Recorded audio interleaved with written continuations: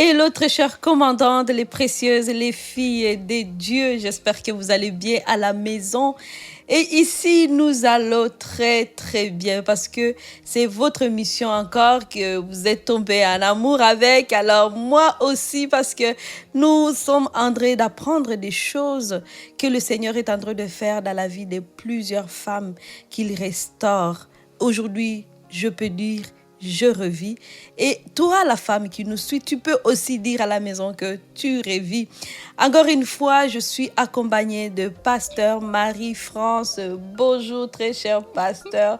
Tu nous as bénis déjà les semaines précédentes.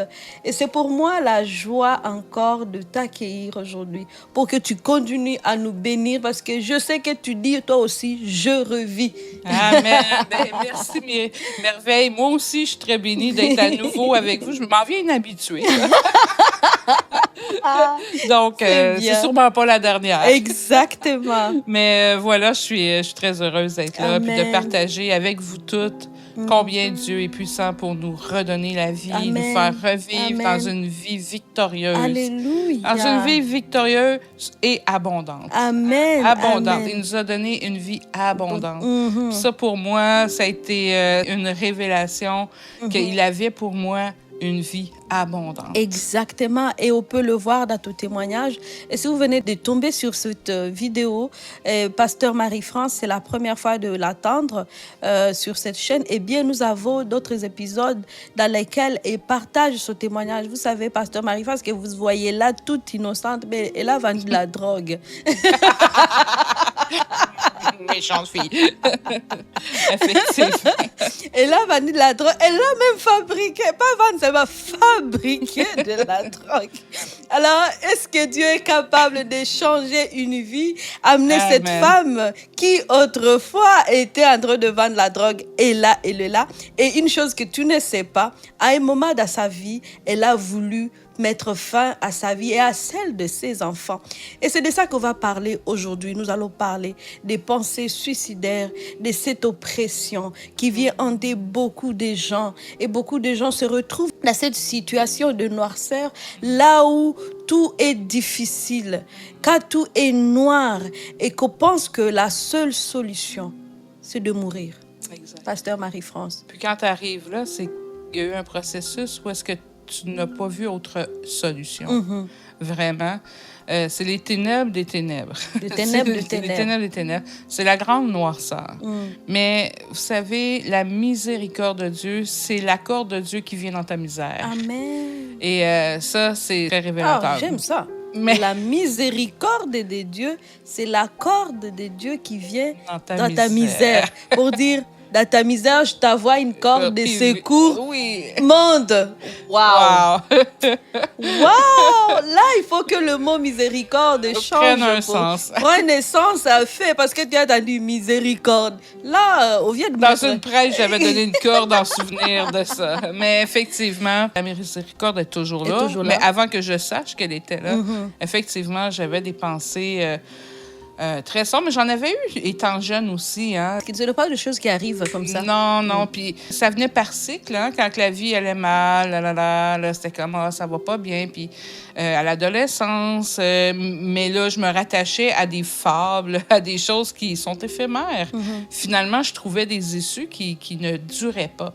C'était, par exemple, la drogue, mais il y a eu la boisson, il y a eu les hommes, il y a eu les bars, il y a eu la recherche de quelque chose qui donne du sens. On est dans la quête de combler le vide dans notre cœur. Quand tu as mal, il faut que tu trouves une solution, mais tu ne sais pas où est-ce qu'il y a cette solution-là. Exactement. Puis il y en a qui versent dans plein de choses, plein de dépendances. Et jusqu'à moi, en tout cas, jusqu'à autant où est-ce que j'en suis venue à avoir des pressions, en fait. Puis vous savez, je suis une femme quand même dynamique. J'ai toujours été comme ça, là, c'est pas nouveau. Alors, souvent, les gens, t'es forte, toi, tu vas passer au travers. Et donc, j'avais toujours mon souci de performance. Bien, je suis forte, je suis faite pour passer au travers. Quand j'avais pas le Seigneur, c'était ça. Donc, je faisais de mon mieux pour passer au travers. Mais en dedans de moi, je souffrais terriblement. Mais comme les gens me donnaient une image de qu'est-ce qu'ils attendaient de moi, bien, je tendais de répondre à ça. Et tu sais, pasteur Marie-France, c'est pour cela que Ce sujet par rapport au suicide, c'est pas un sujet que tu vas attendre les gens crier sur les toits. C'est encore un peu tabou, mais on en parle aujourd'hui parce que c'est une réalité qui est là et les gens doivent en sortir. Et je peux dire que moi-même, j'ai déjà été... j'ai cette histoire-là, je l'ai déjà partagée sur les réseaux sociaux depuis quand même déjà un temps.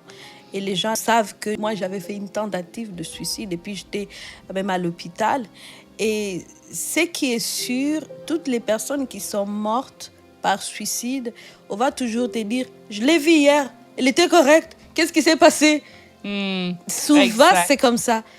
On était avec elle à l'école, on l'a vue à l'église, on l'a vue. On a quelqu'un dans notre assemblée Il était que c'est bien. arrivé. Mais j'ai défini ça, en fait, comment je vois ces pensées suicidaires, ce mal-être-là. Je vois ça comme une plaie, comme de l'hémorragie interne. J'ai souvent dit, si par exemple je me coupe ici à la main, tout le monde va se précipiter pour trouver une solution. Parce que le sang est visible. Tu le vois avec les nues. On va appeler les urgences. Mais ça, c'est une plaie qui est à l'intérieur. Tu saignes de l'intérieur. Personne ne voit. Puis tu le cries pas, tu le dis pas Et non tu plus. ne le dis pas non plus. Alors, c'est ça toujours des personnes qui sont normales que tu vas avoir en train de rire.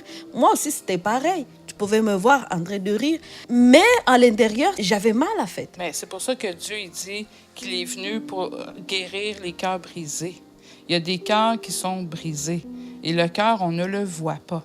Et laissez-moi vous assurer, là, quand tu me vois rire, là, je ris pour du vrai. Maintenant, oui, on rit avec la vraie joie du Seigneur. Il y a quand même un changement. Là, je peux voir une joie qui est pure. C'est ça, en fait. Continue, pasteur. Mais c'est ça, Jésus est venu pour guérir les cœurs brisés. Et il est venu pour donner la vie en abondance. Puis une fois que je me suis convertie, que j'ai donné ma vie à Jésus, j'ai saisi cette opportunité-là de revivre vraiment. Et mes pensées suicidaires ont disparu. Mon renouvellement de pensée est venu. Oui. Mon intelligence a été renouvelée.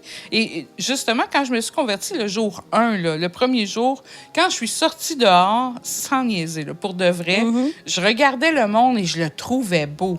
Wow. Les gens, tout le monde... Avant que j'aurais peut-être dit, lui, il est pas beau ou elle est pas belle, là, il était beau. Là. J'étais, wow, le monde est beau. Hey, c'est incroyable. Puis je regardais dans leurs yeux, puis je voyais Dieu à travers leurs yeux. J'étais, wow. Les arbres étaient verts, les nuages étaient merveilleux, le gazon, la vie était venue en toi. En fait. était belle. La vie était là. Oui. Parce que déjà, vu que la vie venait de prendre place, tu pourrais voir la vie dans tout ce qui était autour de toi. Exact. C'est comme je marchais à ça du sol. Là, puis Wow. c'était, wow, je m'éveillais à nouveau sur ce monde. Wow. Puis Dieu m'a donné cette opportunité-là pour que je vive, pour que j'aie le goût de vivre. Dieu ne veut pas voir des chrétiens fatalistes, là, mais ça, c'est pour ça qu'il faut laisser Dieu guérir notre cœur. Le cœur est brisé. Puis on parlait tantôt en ondes un peu du sujet, puis on voulait partager que c'est des pensées qui doivent être changées. Et dans 2 Corinthiens 10, 4, ça dit, en effet, nos armes de guerre ne sont pas charnelles, mais elles sont puissantes en Dieu pour renverser les forteresses. Quand tu es en dépression, c'est des forteresses. C'est des forteresses qui se forment autour de nos pensées, qui nous gardent captifs dans toutes sortes de noirceurs, de déceptions. La dépression, c'est un mal-être. Hein? T'es pas bien, tu te sens rejeté ou tu te sens pas comme les autres. Bien souvent, tu essaies de te comparer aux autres, puis tu trouves rien qui est comparable. Tu dis, je suis vraiment minable à comparer des autres. C'est ça un peu le processus. Mais là, Dieu il dit que sa puissance vient renverser ces forteresses pour détruire les raisonnements.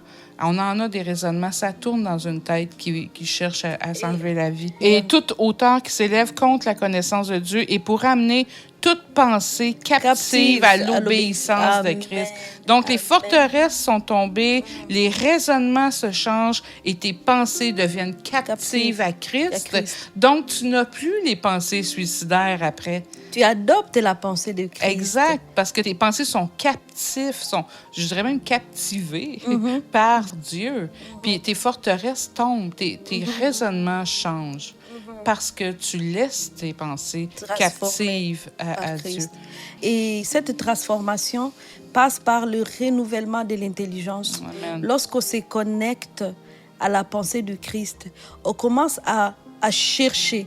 Moi, je me rappelle, déjà, quand la situation s'était produite, je venais de prendre ces cachets, puis c'était beaucoup, et puis mon corps était en train de s'affaiblir, je tombais dans l'inconscience. Là, je pourrais attendre toutes les personnes parler autour de moi, mais ceux qui sont venus me prendre, l'ambulance, mais je ne pouvais pas parler, je ne pouvais pas vraiment rien faire. Et la seule chose que je pouvais parler, c'est parler à Jésus dans mon cœur. J'ai dit, Jésus, ramène-moi pour que je prenne soin de mon enfant. C'est ce que j'ai dit. Et puis le Seigneur Jésus, justement, il m'a sauvé, il m'a ramené. Et depuis ce jour-là, je n'ai plus aucune pensée suicidaire. Et la vie, je la vois tellement merveilleuse, comme tu viens de le dire. C'est comme si le sens de la vie avait changé. C'est un switch. C'était un switch complet. Et comme je disais ici à un pasteur avant qu'on commence, je dis, si Dieu pouvait me donner 200 ans, je les prendrais sans hésiter. Je les prendrais sans hésiter pour montrer à quel point j'aime maintenant la vie et je veux la vivre pleinement, en fait. Je ne veux pas la vivre en moitié, vraiment, c'est pleinement. Et il faut savoir aussi, bien sûr, que dans ce processus, moi, ce que je peux ajouter encore, c'est que le processus de transformation de notre intelligence, quand nous sommes en train de rendre nos pensées captives à Jésus, on s'expose à sa parole. Parce que des fois, on ne connaît pas son plan. Non. Parce que quand nous sommes dans le noir, on pense que c'est ça. On est défini, on est guidé par les circonstances. On est guidé par ce que je vois. Oh, le mur est là. Alors, il n'y a rien derrière le mur. Oh, il faut toujours avoir l'idée dans notre esprit que derrière ce mur, il y a peut-être quelque chose que je ne connais pas. Ce n'est pas parce que mes yeux ne le voient pas que ça n'existe pas. Parce qu'avec des pensées suicidaires, on a une pensée limitée. Exact. La vie, c'est là. Derrière, il n'y a rien. Alors, directement, comme on ne voit pas ce qu'il y a en arrière, qu'est-ce qu'on fait? Je veux mourir, c'est tout. Il faut être attentif à ce que Dieu veut déverser dans nos vies. Parce qu'à travers ces pensées-là, il y a quand même l'Esprit de Dieu qui veut convaincre à garder la vie. Parce que nos vies ont été sauvées, parce qu'il est intervenu.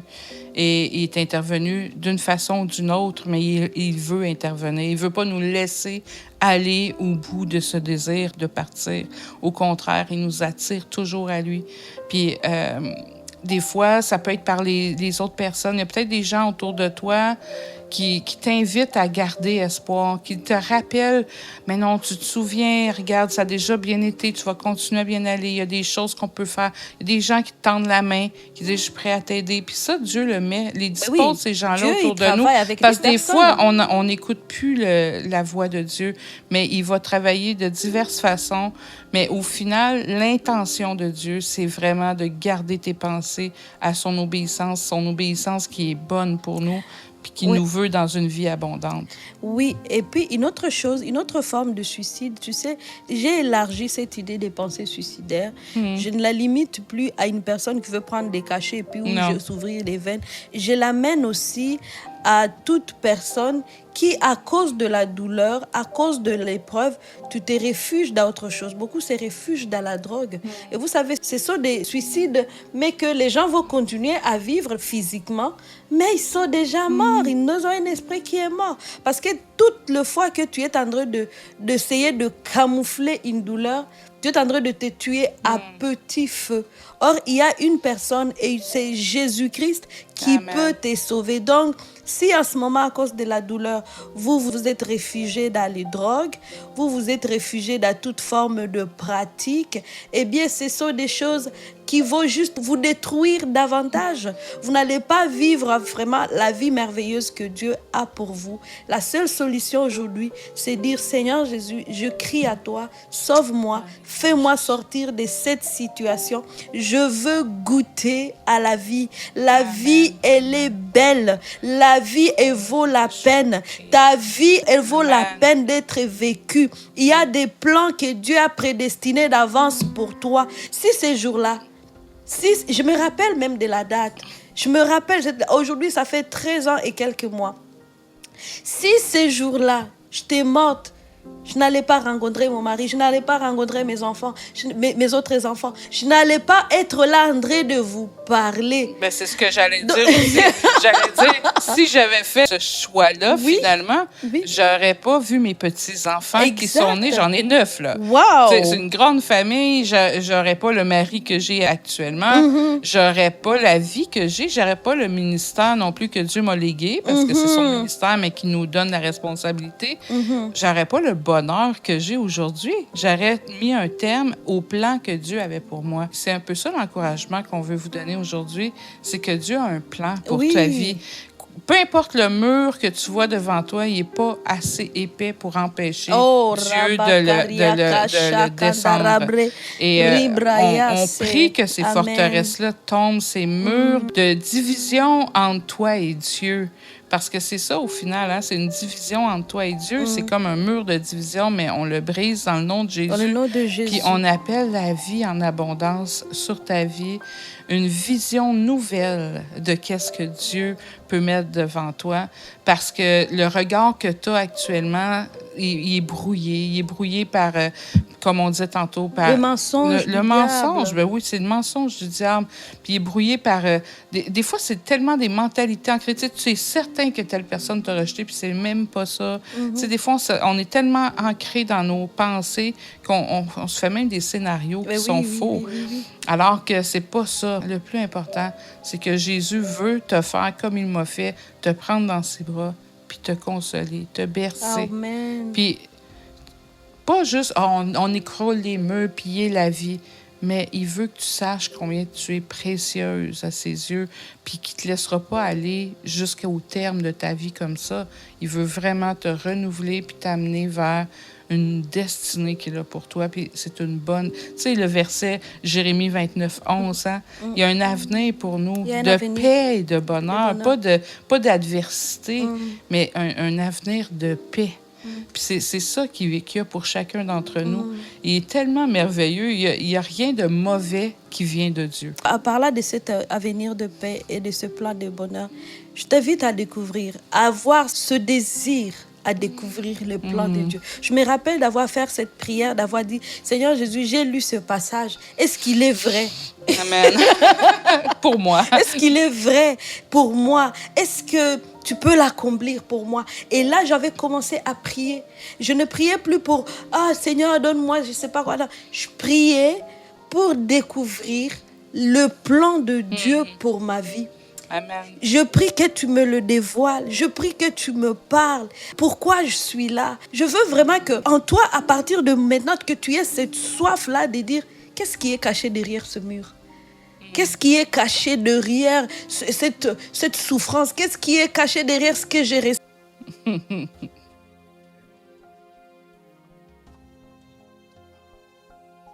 Okay, recording episode 5.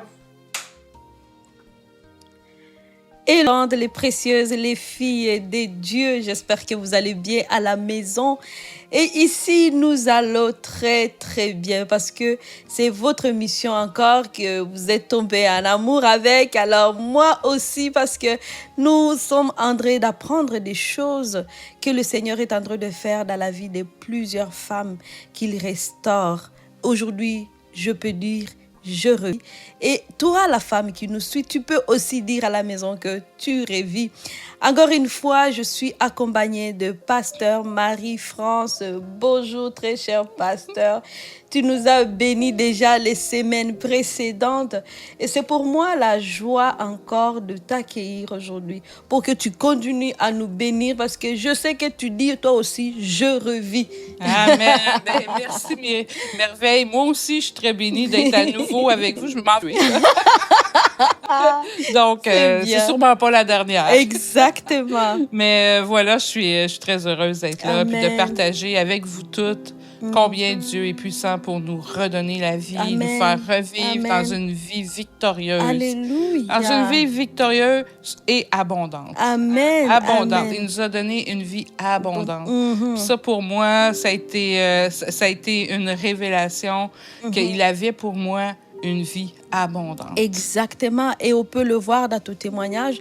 Et si vous venez de tomber sur cette vidéo, Pasteur Marie-France, c'est la première sur cette chaîne. Eh bien, nous avons, vous savez, Pasteur Marie-France, que vous voyez là, toute innocente, mais elle a vendu de la drogue. Méchante fille. Effectivement. Elle a vendu de la drogue. Elle l'a même fabriqué. Pas vendre, ça va fabriquer de la drogue. Alors, est-ce que Dieu est capable de changer une vie, amener cette femme qui autrefois était en train de vendre la drogue et là, elle est là. Et une chose que tu ne sais pas, à un moment dans sa vie, elle a voulu mettre fin à sa vie et à celle de ses enfants. Et c'est de ça qu'on va parler aujourd'hui. Nous allons parler des pensées suicidaires, de cette oppression qui vient hanter beaucoup de gens. Et beaucoup de gens se retrouvent dans cette situation où tout est difficile, quand tout est noir et qu'on pense que la seule solution, c'est de mourir. Exact. Pasteur Marie-France. Puis quand tu arrives là, c'est qu'il y a eu un processus où est-ce que tu n'as pas vu autre solution. Vraiment. C'est les ténèbres des ténèbres. Les ténèbres des ténèbres. Les ténèbres des ténèbres. C'est la grande noirceur. Mais vous savez, la miséricorde de Dieu, c'est l'accord de Dieu qui vient dans ta misère. Amen. Et ça, c'est très révélateur. Ah, j'aime ça. Mais la miséricorde de Dieu, c'est l'accord de Dieu qui vient dans ta misère. Pour dire, dans ta misère, je t'envoie une corde de secours. Oui. Monde. Waouh. Waouh. Là, il faut que le mot miséricorde change.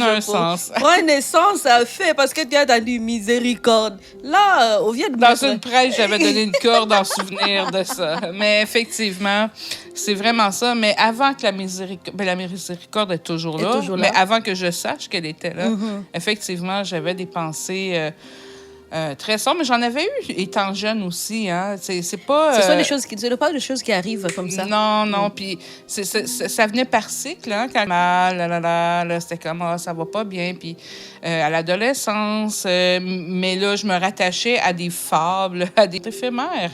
Finalement, je trouvais des issues qui ne duraient pas. C'était, par exemple, la drogue, mais il y a eu la boisson, il y a eu les hommes, il y a eu les bars, il y a eu la recherche de quelque chose qui donne du sens. On est dans la quête de combler un vide dans notre cœur. On est pris que... Quand tu as mal, il faut que tu trouves une solution, mais tu ne sais pas où est-ce qu'il y a cette solution-là. Exactement. Puis il y en a qui versent dans plein de choses, plein de dépendances. Et jusqu'à